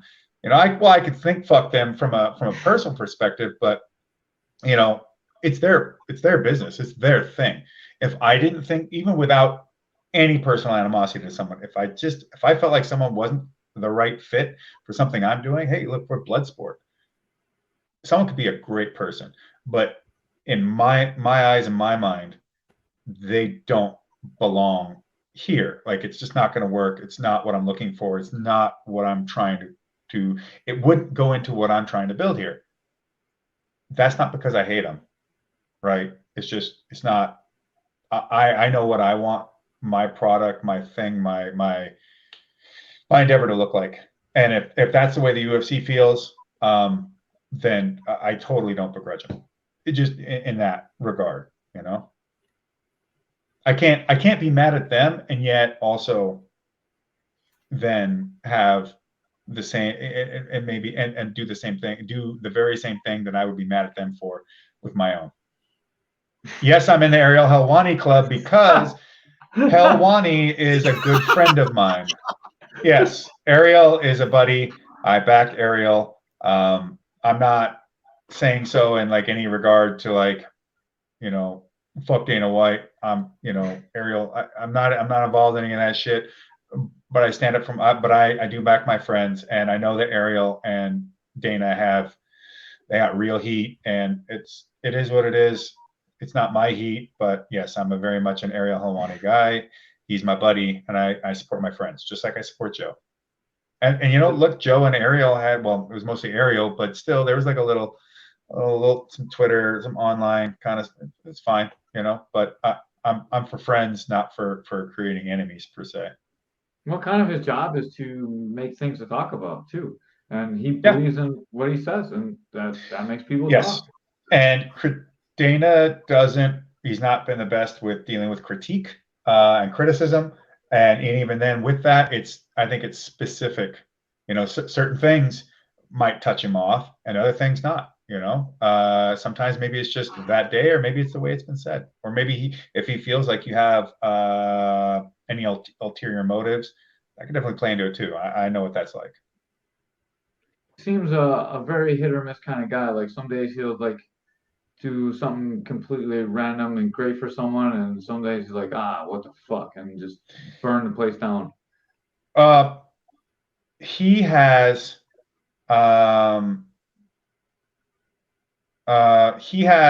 made more than a few people very wealthy.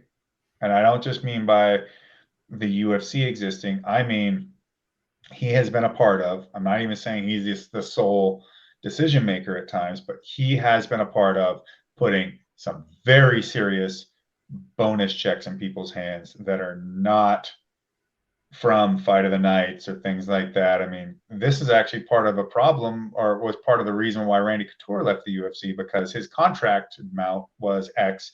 I'm not sure if Nogueira, when he came in, was given a better contract on paper, but Randy found out that not on paper, he was getting substantial checks. And Randy was like, what the fuck? That just did it for him. He's like, But then there's also been people who had great contracts, but also had really great relationships that were also being given really, really, really generous checks. So he's done pretty big things for people that he considers his guys and his gals. And it was and I could be wrong on this, but it was probably his idea to have people like Chuck and Matt Hughes as employees for life kind of thing. And Nogueira, who is still there, I believe, as a scout or someone involved in the Brazilian UFC office. So, I mean, look, if you're Chuck Liddell, Dana White, well, he was his manager at one point too. People don't remember that. He managed Dana managed Chuck, and he managed Tito. Yep. Yeah, he started the whole thing and took him to Pride, all that. That was back in the day, the Pride versus UFC. Man, those were so exciting days back when there was two organizations that were the same. How's Scott Coker to work with? Pretty easy, very affable. You know, you're not going to get him. He's not anything like Dana in a personality way. Like if Scott had a problem, I mean, Scott has problems with people. Don't get me wrong. It's not like he's just like, oh, you know, everything water off a duck's back. Like nobody could do wrong. Oh yeah, there are people that Scott's like, yeah, fuck that guy. But his approach is completely different. You know, he handles things in a completely different way. Whereas Dana will come out, he will find a camera to tell you how much he wants to see that guy fuck himself. And Coker, you would never, if you even hear him swear ever on camera, I'd be shocked. Wow, that's pretty cool. We got our boy Pat next. We gotta give a shout out to him, Western New York's own. Love him to death. Just won that $1 million tournament in Bellator. So every time we get someone really cool like Oh, you, Patchy. He's tough yeah, as shit, man. He Yeah. is tough. You know, the one thing I didn't expect, he's going to win by knockout of all things. Oh Yeah. That's yeah. wild. That's wild. I expected it to be a grappling thing. Boy, caught him. Good yeah. work. He's been working hard on stand up. Like he never shows it, and it's crazy he's standing southpaw because he's right-handed. So like, obviously it helps his wrestling and his takedowns.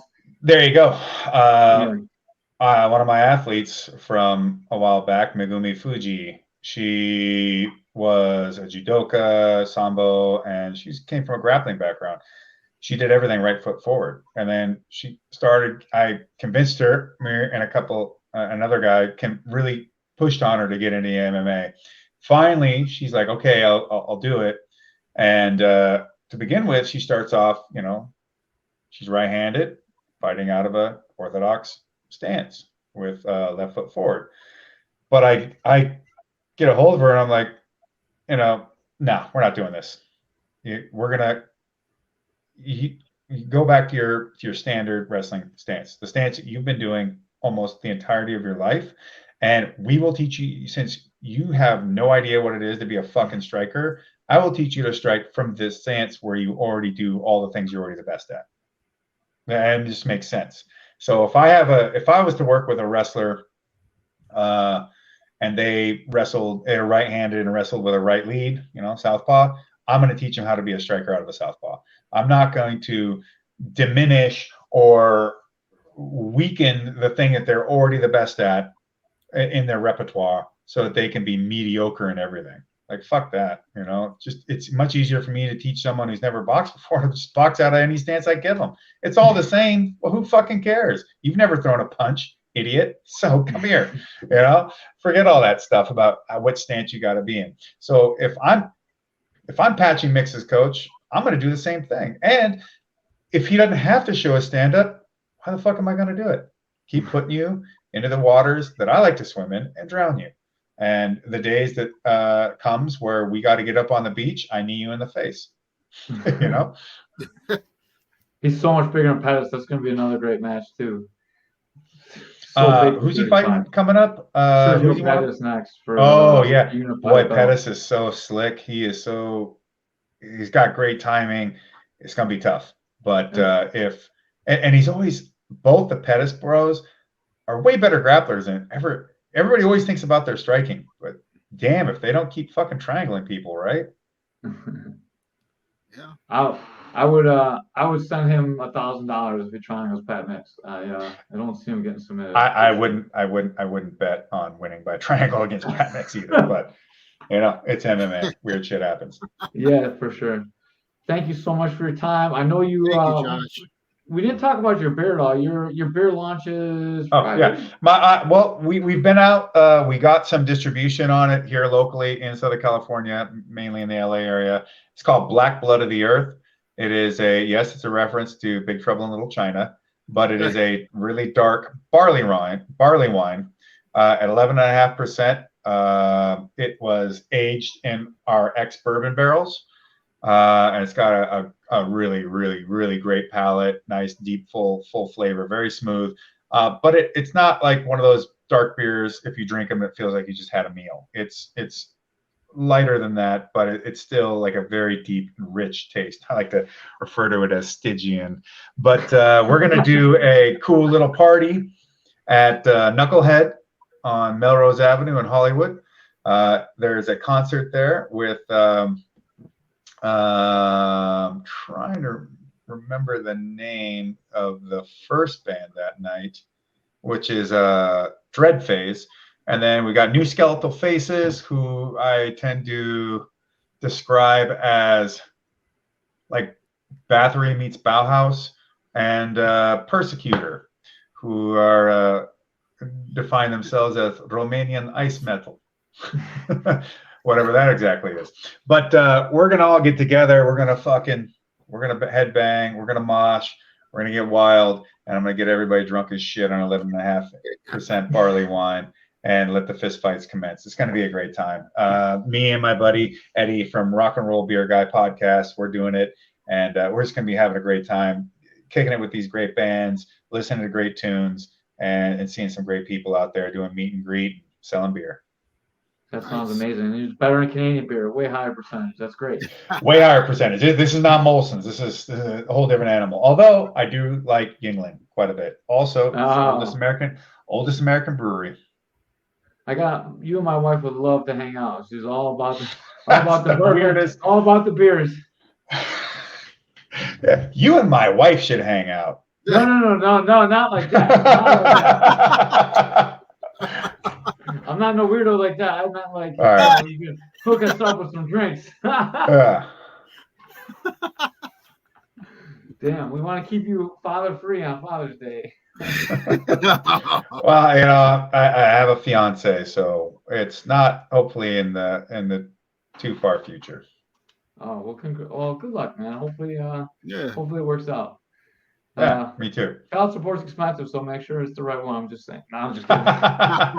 This is true. Unless you're Uncle Hinach, then you just got to have good running shoes. Yeah, for sure. Thank you so much for your time, man. I appreciate you. I've been a fan of you since I started watching MMA.